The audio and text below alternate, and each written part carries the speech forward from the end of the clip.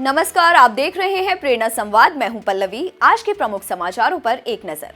RSS कार्यकर्ता हत्या case की केरल हाई कोर्ट में हुई सुनवाई। कोर्ट ने कहा हत्या केस की सीबीआई जांच जरूरी। केरल हाई कोर्ट ने आरएसएस कार्यकर्ता की हत्या के मामले में सीबीआई जांच कराने को कहा है।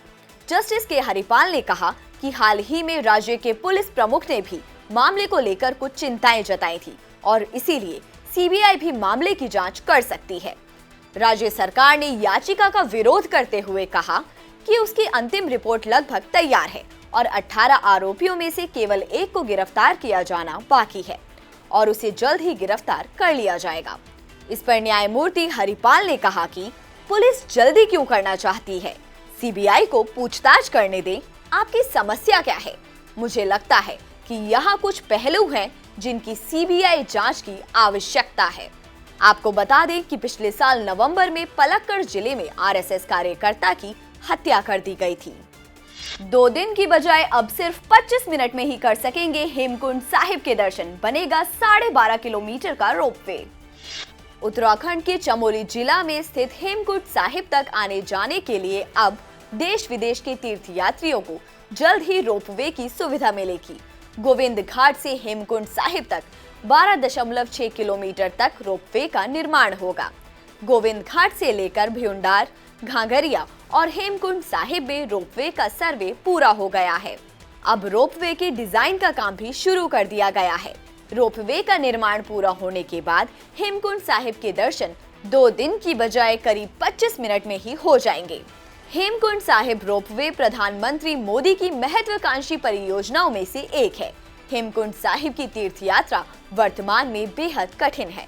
तीर्थयात्री गोविंद घाट से हेमकुंड साहिब तक 19 किलोमीटर की पैदल दूरी तय कर पहुंचते हैं। बुजुर्ग यात्रियों समेत कई लोगों को रोपवे बनने से हेमकुंड साहिब के दर्शन कर पाना अत्यंत सुगम हो जाएगा। उत्तर प्रदेश में अवैध मतांतरण का मामला, 7 आरोपितों की जमानत अर्जी खारिज। आतंकवाद निरोधक दस्ते ने अवैध मतांतरण के मामले में कार्रवाई के कदम बढ़ाने के साथ ही आरोपितों के विरुद्ध कोर्ट में ठोस पैरवी भी की है। इस मामले में एटीएस ने मौलाना उमर गौतम व मौलाना कलीम सिद्दीकी समेत 17 आरोपितों को गिरफ्तार कर जेल भेजा है। एटीएस की प्रभावी पैरवी के चलते इनमें एक भी आरोपित को अब तक जमानत नहीं मिल सकी है। एडीजी एटीएस जी के गोस्वामी ने बताया कि इस वर्ष अब तक 7 आरोपितों की जमानत अर्जी खारिज की गई है। इनमें अवैध मतांतरण के 4 आरोपित तथा अन्य मामलों के 3 आरोपित सम्मिलित हैं। एटीएस ने जून 2021 में अवैध मतांतरण के बड़े खेल का खुलासा किया था। उत्तर प्रदेश के अलावा इसकी जड़ें दिल्ली, महाराष्ट्र, हरियाणा, केरल व आंध्र प्रदेश तक फैली थी। मतांतरण के दबाव से परेशान छात्रा की आत्महत्या का मामला, मद्रास हाई कोर्ट ने दिए सीबीआई जांच के आदेश। तमिलनाडु की मद्रास हाई कोर्ट की मदुरई बेंच ने 12वीं की छात्रा की मौत का मामला सीबीआई को ट्रांसफर करने के आदेश दिए हैं। अब इस मामले की जांच सीबीआई करेगी। इससे पहले मद्रास हाई कोर्ट की मदुरई पीठ ने 28 जनवरी को मामले में सुनवाई पूरी करते हुए फैसला सुरक्षित रख लिया था। तमिलनाडु के तंजावुर जिले के एक मिशनरी स्कूल में पढ़ने वाली छात्रा ने 9 जनवरी को जहर खा लिया था। 19 जनवरी को इलाज के दौरान उसकी मौत हो गई थी। छात्रा ने एक वायरल वीडियो में दावा किया था कि स्कूल प्रबंधन ने उसे जबरन ईसाई धर्म स्वीकार करवाया था। इसका विरोध करने पर उसके साथ दुर्व्यवहार किया जा रहा था। मामले में पुलिस ने स्कूल के हॉस्टल वार्डन को गिरफ्तार किया था। योगी सरकार में कम हुई अखिलेश यादव की कमाई। सपा के राष्ट्रीय अध्यक्ष अखिलेश यादव ने सोमवार को मैनपुरी की करहल विधानसभा से नामांकन दाखिल किया। अखिलेश ने साल 2000 में कन्नौज लोकसभा सीट पर उपचुनाव जीता था। फिर 2004 में भी वे कन्नौज से ही सांसद का चुनाव लड़े। तब दाखिल किए गए नामांकन पत्र के मुताबिक उनकी संपत्ति 2 करोड़ 31 लाख थी।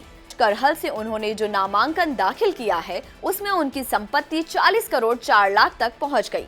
यानी 22 साल में उनकी संपत्ति 17 गुना बढ़ी है। हालांकि अखिलेश की संपत्ति बढ़ने की रफ्तार अलग अलग रही है। जैसे जब उनकी सरकार थी तब उनकी संपत्ति करीब 4 गुना रफ्तार से बढ़ी। यह उनकी सबसे ज्यादा ग्रोथ रही है।